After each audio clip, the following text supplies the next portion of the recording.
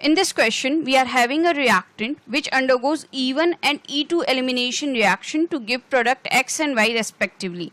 These X and Y are respectively. These are the given options. हमसे इस question में कहा जा रहा है कि ये हमारे पास में रिएक्टेंट है जो E1 और E2 एलिमिनेशन से X और Y प्रोडक्ट दे रहा है. तो ये X और Y ये जो हमारे ऑप्शंस गिवन है इनमें से क्या होंगे वो हमें बताना है. तो यहाँ पे ये जो हमारा रिएक्टेंट गिवन है इसको हम कुछ इस तरह से रिप्रेजेंट कर लेते हैं. ये है यहाँ पे CCH3. ये हम यहाँ पे दोबारा रिप्रेजेंट कर देते हैं. ये है यहाँ पे CH3 मिथाइल, यहाँ पे भी है मिथाइल और इस वाले कार्बन पे ये 3 मिथाइल इस तरीके से अटैच्ड हैं. यहाँ पे है कार्बन, ये हाइड्रोजन है इससे, यहाँ पे ब्रोमीन है और यहाँ पे है CH3. अगर हम बात करें E1 एलिमिनेशन की तो ये 2 स्टेप प्रोसेस होता है. इसमें पहले क्या होता है, कार्बोकेटायन की फॉर्मेशन होती है by the removal of this halogen atom. तो यहाँ पे ये Br जो है नेगेटिव ये रिमूव हो जाएगा और एज अ रिजल्ट यहाँ पे कार्बोकेटायन फॉर्म होगा. तो यहाँ पे सेकेंडरी कार्बोकेटायन फॉर्म होगा. तो यहाँ पे हम इसका स्ट्रक्चर रिप्रेजेंट कर देते हैं. यहाँ पे इस कार्बन से ये हाइड्रोजन अटैच है और ये Br रिमूव होने से यहाँ पे कार्बोकेटायन ये फॉर्म हो गया. अब ये जो कार्बोकेटायन है ये हमारा है सेकेंडरी कार्बोकेटायन. सेकेंडरी कार्बोकेटायन से ज़्यादा स्टेबल होता है टर्शियरी कार्बोकेटायन. तो यहाँ पे बेसिकली क्या होगा, यहाँ मिथाइल शिफ्ट होगी.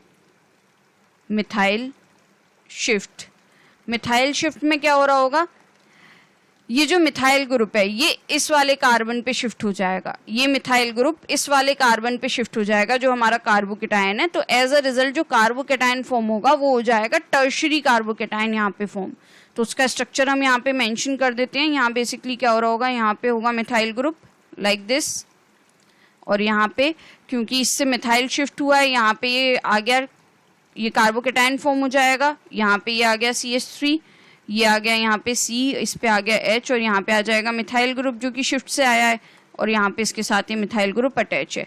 तो यहाँ पे जो हमारा कार्बोकेटायन फॉर्म हुआ वो हो गया टर्शियरी कार्बोकेटायन फॉर्म जो कि ज़्यादा स्टेबल होता है as compared to secondary carbocation. तो यहाँ पे अब सिंपली डी प्रोटोनेशन हो जाएगा, डी प्रोटोनेशन होगा और यहाँ पे जो बीटा कार्बन होगा उससे जो है हाइड्रोजन रिमूव हो जाएगी. तो इस केस में जो हाइड्रोजन रिमूव होगी वो ये वाली रिमूव हो जाएगी और यहाँ पे एक स्टेबल एल्कीन फॉर्म हो जाएगा.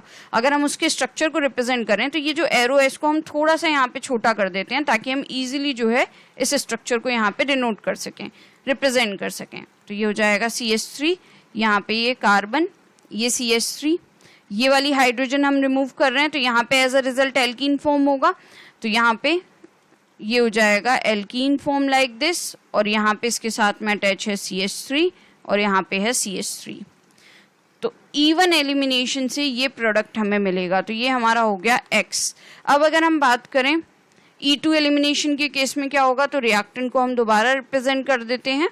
तो रिएक्टेंट है हमारा कुछ इस तरीके से, यहाँ पे है CH3, यहाँ पे भी है और यहाँ पे भी है और इसके बाद यहाँ पे है कार्बन जिससे हाइड्रोजन अटैच है, यहाँ पे मिथाइल ग्रुप है और यहाँ पे इस कार्बन से ब्रोमीन अटैच है. अब जो E2 एलिमिनेशन होता है ये 1 स्टेप प्रोसेस ही होता है. इसमें क्या होता है, सीधे रिमूवल हो रहा होता है, डीहाइड्रोहेलोजनेशन हो रहा होता है यहाँ पे. तो डीहाइड्रोहेलोजनेशन से बेसिकली क्या होगा, ये हेलोजन तो रिमूव हो गई, साथ में जो बीटा कार्बन होगा उससे क्या हो रहा होगा, उससे H जो है वो रिमूव होगा. अब अगर हम इस कार्बन के कंपैरिजन में बीटा कार्बन देखें तो बीटा कार्बन ये वाला है और ये वाला है. तो इस वाले बीटा कार्बन पे अगर हम इसको और इसको ये हमारा अल्फा कार्बन हो जाएगा क्योंकि इसके साथ में हेलोजन अटैच है और ये हो जाएगा इससे जुड़ा हुआ बीटा कार्बन. तो बीटा कार्बन से हाइड्रोजन रिमूव होती है. अब इस वाले कार्बन के पास में हाइड्रोजन है नहीं, हाइड्रोजन इस वाले कार्बन के पास में है. तो जब डीहाइड्रोहेलोजनेशन होगा तो यहाँ से Br और यहाँ से एक H रिमूव होगा. एज अ रिजल्ट यहाँ पे क्या आ जाएगा, डबल बॉन्ड आ जाएगा. तो यहाँ पे हम इसको इस तरह से रिप्रेजेंट कर सकते हैं. थोड़ा इसको समझने के लिए हम कुछ इस तरीके से इसको रिप्रेजेंट कर सकते हैं लाइक दिस कि ये हमारा हो गया CH, ये हो गया यहाँ पे Br और ये जो हमारा कार्बन है इसकी हाइड्रोजन को हम कुछ इस तरह रिप्रेजेंट कर देते हैं.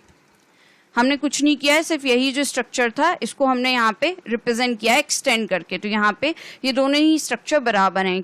तो यहाँ पे अगर हम देखें ये हमारा अल्फा कार्बन है, ये बीटा कार्बन है और ये बीटा कार्बन है. तो ये हाइड्रोजन रिमूव हो जाएगी और ये Br रिमूव हो जाएगा, या आप कह सकते हैं ये वाले हाइड्रोजन और Br रिमूव हो जाएंगे. एज अ रिजल्ट यहाँ पे डबल बॉन्ड फॉर्म हो जाएगा. तो यहाँ पे E2 एलिमिनेशन में क्या हो रहा होगा, HBr रिमूव होगा इससे. तो यहाँ पे हमारा फॉर्म हो जाएगा कुछ इस तरीके से वाई प्रोडक्ट CH3, ये हो गया CH3, ये हो गया CH, और यहाँ पे आ जाएगा डबल बॉन्ड, तो यहाँ पे आ जाएगा, ये 2 हाइड्रोजन बचेंगी, यहाँ पे हम कुछ इस तरह रिप्रेजेंट कर देते हैं उन्हें, तो ये हमारा हो जाएगा वाई प्रोडक्ट। तो अब जो हमारे गिवन ऑप्शंस हैं, अगर हम उनमें देखें कि हमारा करेक्ट आंसर इस क्वेश्चन के लिए क्या है, तो X जो है हमारा, उसमें हम देख सकते हैं कि एक सिमेट्रिकल एल्कीन वहाँ पे फॉर्म हो रहा है। तो यहाँ पे जो हमारा ऑप्शन ए है और ऑप्शन डी है, इन दोनों में ही यहाँ पे हमें सिमेट्रिकल एल्कीन जो है शो हो रहा है।